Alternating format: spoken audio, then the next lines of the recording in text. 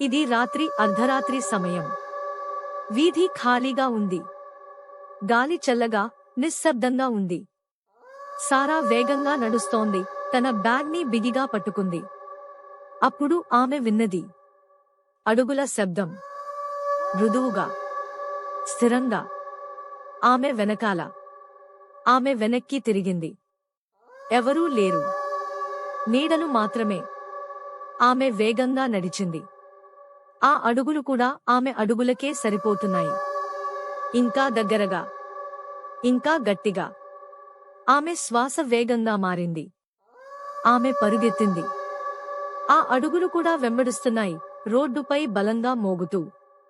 ఆమె ఒక్కసారిగా తిరిగి చూసింది. గుండె బలంగా కొట్టుకుంటోంది. వీధి ఖాళీగా ఉంది. నిశ్శబ్దం. అప్పుడు ఒక వెచ్చని ఊపిరి ఆమె చెవిని తాకింది. ఒక స్వరం మెల్లిగా చప్పుడు చేసింది. పరుగెత్తకు.